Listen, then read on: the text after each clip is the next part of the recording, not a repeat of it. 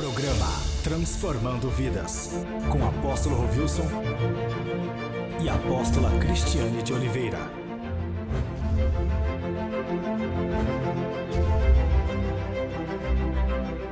Você que nos acompanha também pela TV Poços, que Deus esteja te abençoando, meu amado, te livrando de todo mal, em nome de Jesus Cristo.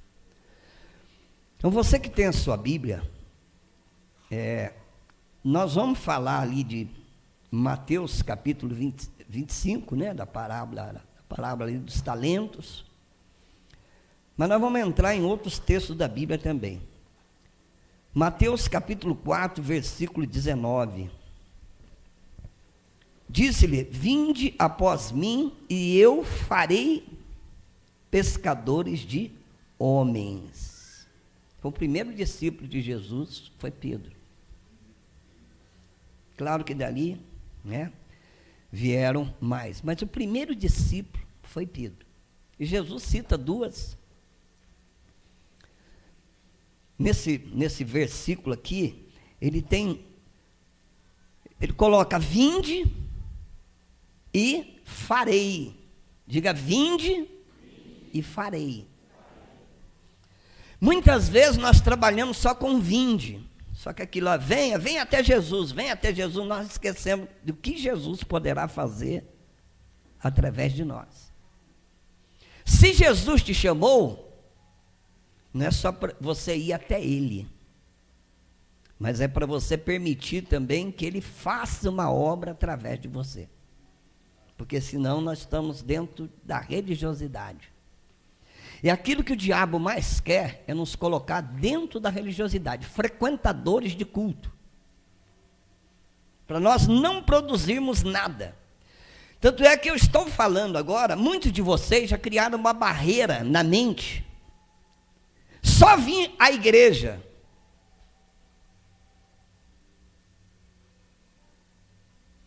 Então o que Jesus fala a Pedro? Vinde e farei. Diga: vinde e farei.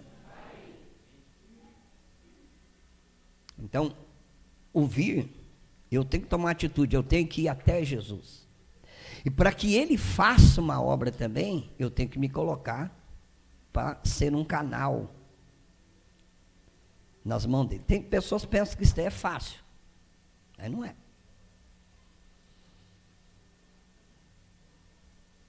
Quando Jesus fala dos seus seguidores, o que ele diz? Primeira propósito que ele coloca, ele diz assim que eu tenho que ter uma vida de renúncia.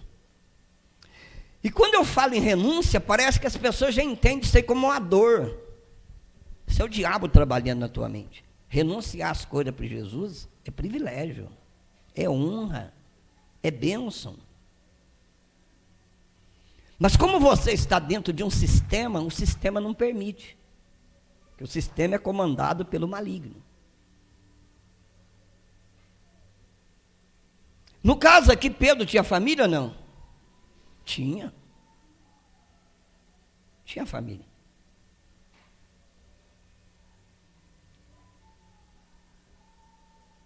Tinha esposa, não fala, né, que é a esposa de Pedro, mas se ele tinha sogra, Jesus curou a sogra de Pedro. Ele tinha família.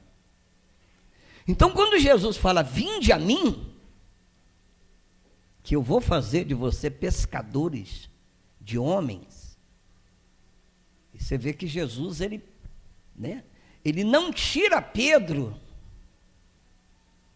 do seu trabalho, mas ele coloca algo mais importante para Pedro fazer. Não é assim? Mas nós não queremos isso. Nós temos medo disso. Nós queremos vir à igreja, nós queremos ali fazer alguma coisinha, mas a hora que o Senhor fala: olha, eu quero fazer algo a mais, aí você já bloqueia. Você tem medo. E esse medo impede com que você tenha grandes experiências. É esse medo. Por exemplo, você que é jovem, né, a coisa que você mais pensa é arrumar alguém para casar, ter uma casa, criar ali uns filhos, ponto. apóstolo, eu quero ter algumas coisas, eu quero cantar num grupo aí, eu quero fazer parte da mídia, eu quero fazer parte dos levitas, mas eu quero casar, ponto. E muitas vezes nós temos medo de se atirar aos braços do Senhor, e parece que se eu me atirar, isso não vai acontecer. É o contrário. É o contrário. Então, quando nós estamos presos dentro de uma bolha que o inimigo coloca, não tem como Deus fazer nada. Tem. Aí só vai ficar batendo palma para aqueles que Deus usa.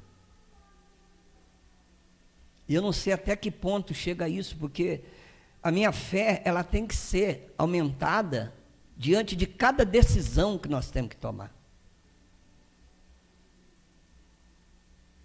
Cada decisão.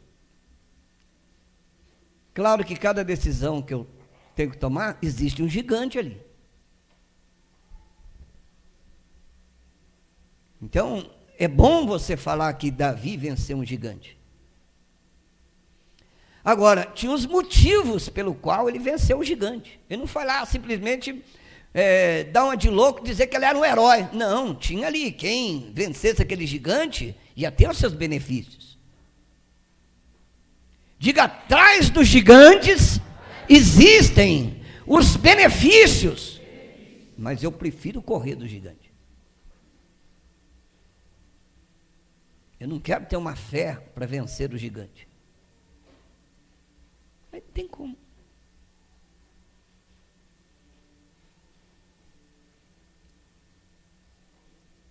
Então, todos nós, né, às vezes a pessoa, por exemplo, até casado, aí já tem que, com a permissão da esposa, que às vezes a esposa é meio melindrosa, não está no nível espiritual que o esposo está, aí o que acontece? Ela vai tentar, e com a ajuda do inimigo, fazer com que aquele ministério seja restrito.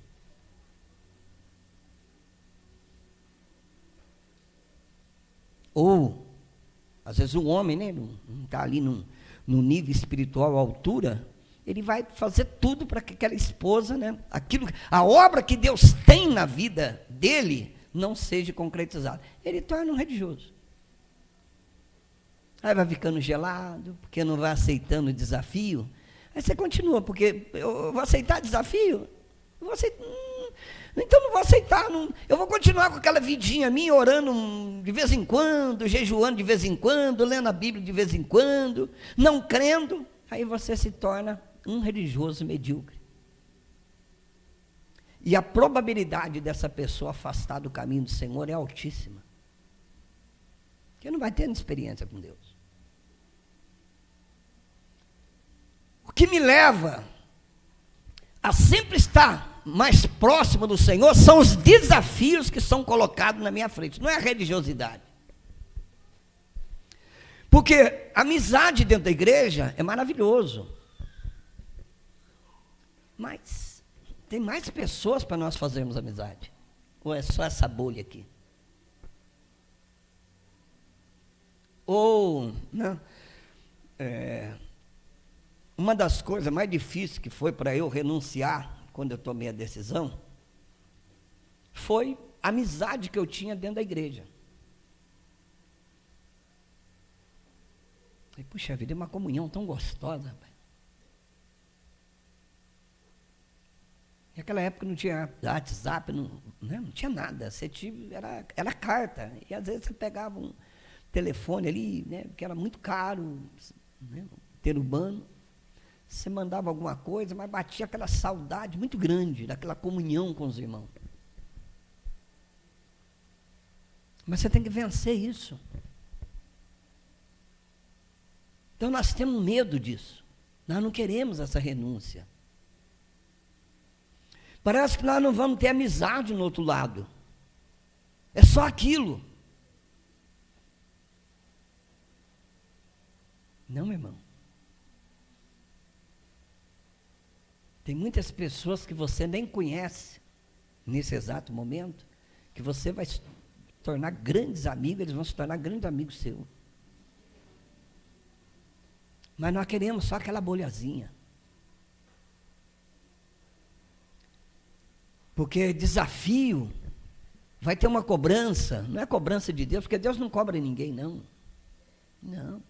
Mas vai talvez uma autocobrança, porque eu vou ter que orar mais. Eu vou ter que me preparar mais. E quem vai ser beneficiado com isso? Claro que é você. Mas nós não queremos isso. Tá bom a nossa célula. Aliás, eu nem quero que a minha célula cresça muito. Tá bom. Não quero, não. Isso não é bom. Porque Deus não vai ficar insistindo com você. A obra dele não para. Se não for através de mim, vai ser através do outro. O bom seria que fosse através de mim. Aquilo que Deus coloca para eu fazer, eu não passo para outro, não. De forma alguma. Então Pedro se coloca, né? E vai seguir Jesus. Ele fala, eu vou seguir. Não, é porque ele conhecia Jesus. Não conhecia, não. Não. Ele poderia saber alguma coisa, que ele era filho de José, filho de Maria, e um carpinteiro. Eu conheço aquele carpinteiro, agora ele está aí pregando e tal. É a mesma coisa de seguir um pregador. Vamos dizer, um aventureiro, um sonhador.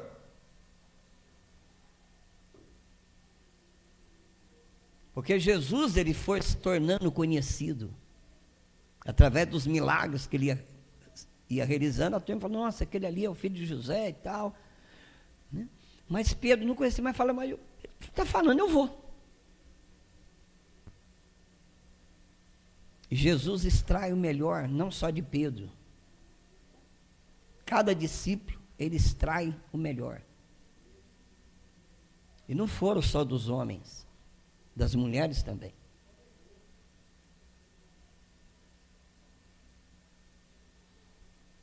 Então veja bem, aqui em Atos dos Apóstolos, capítulo 2, versículo 14, foi a primeira pregação de Pedro.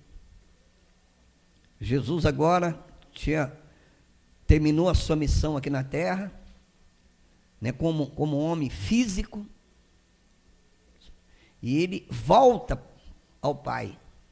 Quem foi o primeiro missionário? Diga Jesus. Ele deixou a glória e veio aqui na terra. Ele volta ao Pai, mas aquilo que ele extrai de Pedro é colocado em prática.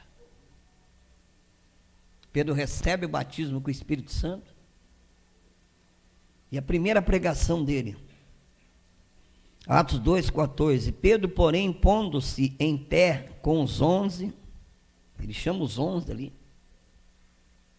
levantou a sua voz e disse-lhes, homens judeus e todos os que habitais em Jerusalém, seja-vos isto notório, escutai as minhas palavras. E ele começa a pregar, foi a primeira pregação de Pedro. Olha o investimento. No versículo 41 do capítulo 2, então os que aceitaram a palavra foram batizados. Diga, e os que aceitaram a palavra foram batizados, havendo um acréscimo naquele dia de quase 3.000 pessoas. É investimento grande ou não? Alguém aqui já pregou e quase 3.000 almas se converteu? Mas Pedro, apóstolo, Pedro, não sei. Não. Agora é um Pedro diferente. E quase 3.000 almas se convertem. Porque Jesus extrai o melhor dele. Todo líder, apóstolo, como que nós conhecemos o líder? É aquele que manda? Não, é aquele que extrai. Aquele que olha para cada pessoa e vê o potencial que ela tem.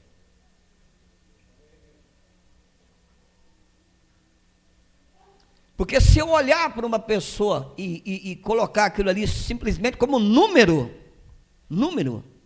eu estou fora do propósito de Deus.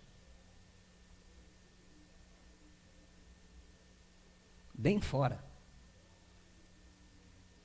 Eu tenho que olhar e ver o potencial de cada um. Se eu não extrair o potencial de cada um, eu não sou um líder. Talvez eu sou um xerife, alguma coisa. Aquele que veio para aprender, para colocar as pessoas dentro de uma cela. Né? Então ele extrai. Então, teve aqui um resultado ou não? Então Pedro, ele anda com Jesus, vamos colocar aproximadamente 3 anos e meio. Já tem um grande resultado, tem ou não tem? Porque foi extraído.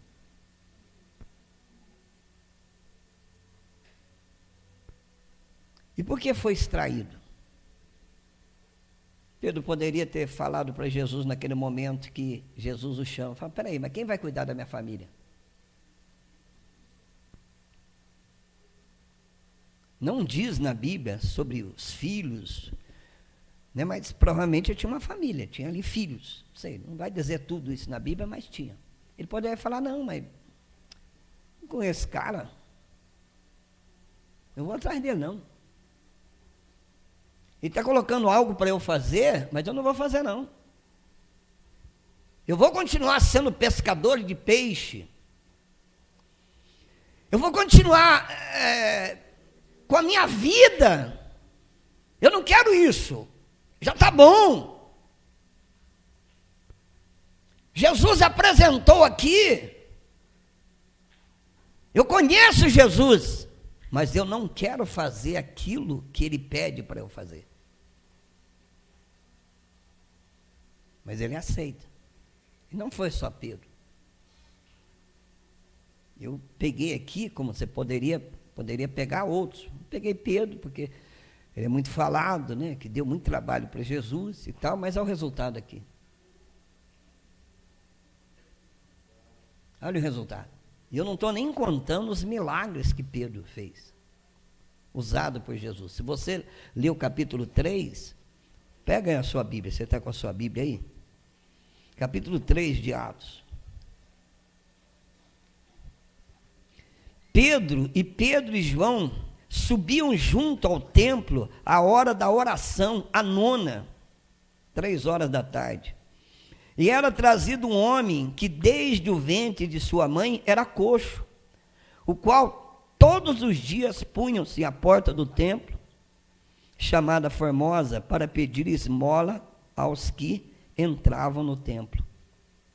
O qual, vendo Pedro e João que iam entrando no templo, pediu que lhe desse uma esmola. E Pedro, com João, fitando os olhos nele, disse, olha para nós. E olhou para eles, esperando receber deles alguma coisa. E disse Pedro, não tenho prata nem ouro, mas o que eu tenho, isso te dou. Em nome de Jesus Cristo, o Nazareno, levanta-te e anda. E tomando pela mão direita, o levantou, e logo seus pés e artérios se firmaram. Agora é o Pedro, que Jesus extraiu o melhor dele. Agora é o Pedro, olha, agora você vai ficar aqui, eu posso voltar para o Pai, que você vai dar conta disso. E Pedro deu. Então, quando nós entramos numa vida de renúncia pela causa do Senhor, porque para extrair, precisa ter permissão. Tem a atitude do líder e tem a atitude daquele que está sendo discipulado. Porque muitas vezes o discipulado fala, não quero isso para a minha vida. O que eu mais quero é frequentar uma igreja. Tá bom. Eu conheço Jesus, mas eu não quero que ele faça uma obra através de mim. porque eu vou ter que renunciar a isso, renunciar aquilo, eu não quero isso. Aí se torna um religioso, a probabilidade daquela pessoa desviar é altíssima.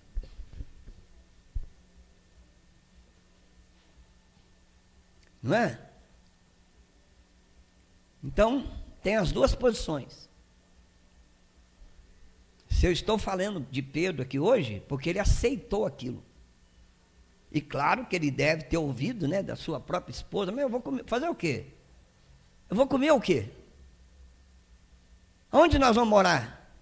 Quem vai tratar de nós?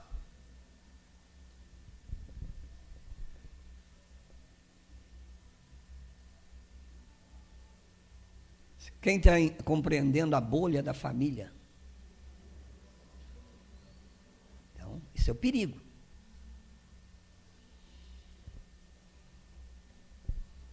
Se ele pergunta, né, sei lá, vai lá na sua mãe, na sua sogra, tem um camarada andando aí, chama, o nome dele é Jesus, ele é lá de Nazaré. Está dizendo que é para eu ir atrás dele aí. Não, vai não. Como nós vamos pagar o aluguel de casa? Como que nós vamos pagar as casas Bahia? Não. Lá é louco. Vai atrás dele não. É aquilo que mais nós ouvimos. E nós impedimos a obra de Deus na nossa vida. Impedimos. Nós temos medo dos desafios, nós corremos dos desafios, nós não queremos desafio.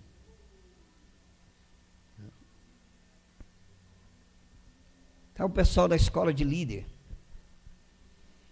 Quando eles ouvem falar que ele precisa ser embrionário, o cara já ele fica assim, ele retém, ele morre. Ele é capaz de abandonar a escola de líder para não dirigir uma Viva Lar. A obra de Deus na vida dele pode acabar ali. Pode acabar. Aí ele vai ouvir opiniões de pessoas que se frustrou numa célula. Ele vai ouvir opiniões de pessoas que nem na igreja está.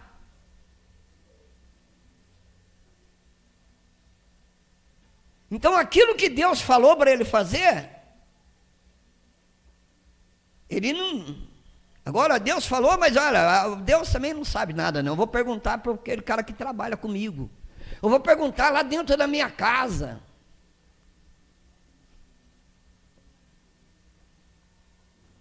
As coisas espirituais, elas se entendem espiritualmente. Para eu perguntar para uma pessoa o que ela acha daquilo, aquela outra pessoa tem que estar num nível espiritual muito alto. Porque nós não vivemos de opiniões de homem, nós vivemos é pela palavra. Se eu vivesse por opiniões de homem, eu teria desistido de tudo.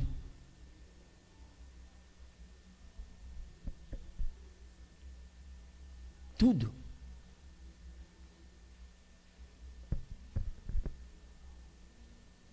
Não é? Tudo. Porque todo mundo era contrário a eu, o apóstolo. Tudo era contrário. Eu lembro quando nós fomos morar em Itapevi, até você de Itapevi que está, hoje você vê ali, graças a Deus, cidade bonita. Quando nós chegamos, até a luz ali era difícil você enxergar. E você acha que a família ia concordar com aquilo? Não. Mas peraí, vocês vão morar tão distante? Não. Vocês estão ficando louco. Louco. Imagina eu chegando aí, por exemplo, no sogro, na sogra, no pai, na mãe, ou irmão ou irmã, ou tio ou tia, dentro da bolha. Então eu vou morar em... Não vá não! Não! daquela cidade. Eles vão te matar.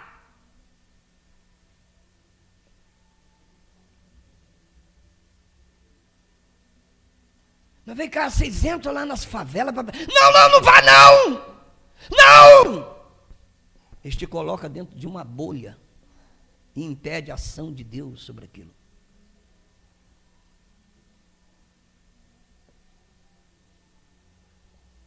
É?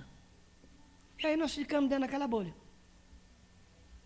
Aí o inimigo vai usando as pressões emocionais e vai parando, né, a ação de Deus na nossa vida. Aí não tem como Deus agir. Não tem. Eu gostaria que você se colocasse no lugar de Pedro.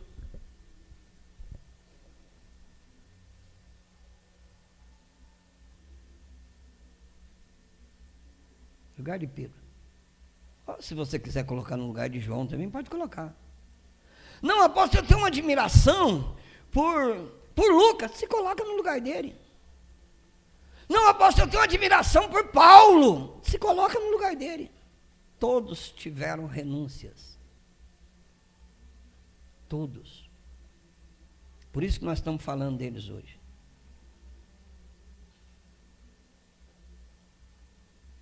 Então, não permita que o inimigo te coloque dentro de uma bolha do emocionalismo.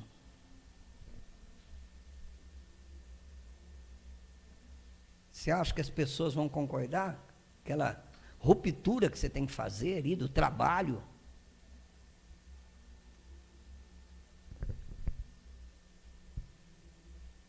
Quando o apóstolo deixou o trabalho mesmo,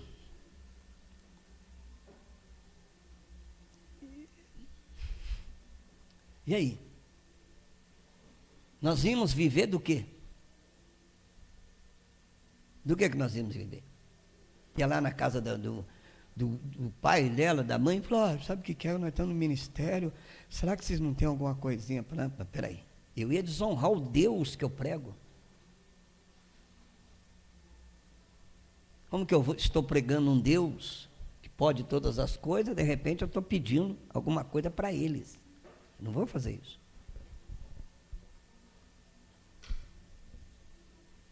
Eu posso até orar para Deus suprir, agora pedir não. Eu nunca pedi, eu oro para Deus suprir, aí vem da onde vem. Da onde vier, né, apóstolo? Você aceita, apóstolo? Glória a Deus. Né? Da onde vier. Agora, sabe o que é? Aí ele vai, mas vem cá, você não sai da igreja, de dentro da igreja, você está pedindo algo para mim? Você não sai de dentro da igreja e está pedindo dinheiro para pagar o aluguel? Você não sai de dentro da igreja e está pedindo dinheiro para colocar gasolina? Para comprar arroz? Talvez eles não iam falar isso, mas falaram, peraí. Tem alguma coisa errada ali. Nunca foi preciso. Nunca foi.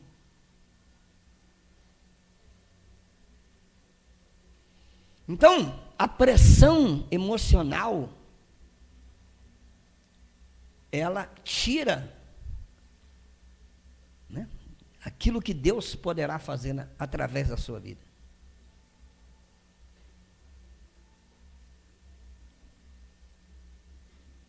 Porque quem não aceita desafio, não tem fé. Apóstolo, eu tenho fé. Eu fui curado de uma doença. Mas foi para aquilo, só para aquilo. Foi bom aquela hora? Foi maravilhoso, senão você teria morrido. Mas só aquilo, você não pode sustentar a tua vida baseado só naquilo. Pode. Então, cada desafio que Deus coloca, a minha fé está sendo testada. E eu corro daquilo. Porque eu estou recebendo pressões. Às vezes é o patrão, né? Você pede ali um dia. Não, mas... Não.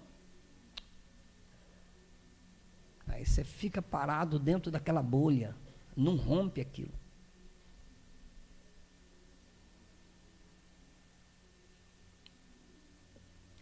Jesus, naquela época, pegou aqueles homens, palhas da sociedade, palha, gente que estava preso dentro de um sistema da religiosidade e debaixo do Império Romano.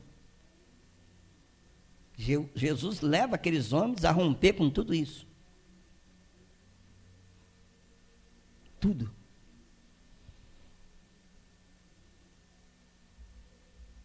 Acreditar em algo que aparentemente não funcionava. Então isso aí não funciona. Quem é esse homem que apareceu aí? É louco. Jesus foi chamado de tudo, né? Louco, tudo foi chamado. Mas como que eu vou seguir? Isso é um sonhador, um aventureiro. Nós já temos o nosso sistema. Você entra nesse sistema que já está tudo pronto. Então Jesus, ele rompe essa bolha e leva os seus discípulos a crer em algo tremendo. Amém? Até você que nos acompanha aí, meu amado. Então aqui no avivamento, nós vamos trabalhar, mesmo que você está chegando agora. Talvez te chamaram de morto, te chamaram de tanto de coisa. Mas nós não, nós vamos extrair o melhor teu. Diga o melhor. O melhor. Isso não é cobrança, não. Para quem é inteligente, fala, puxa vida, eu tenho algo mais a oferecer ao meu Senhor. Isso nunca foi, eu nunca entendi isso como cobrança. Eu entendi como oportunidade, como privilégio. Tá bom? Então, Deus abençoe você que acompanha aí pelo PTV. Deixa eu orar aí pelo PTV.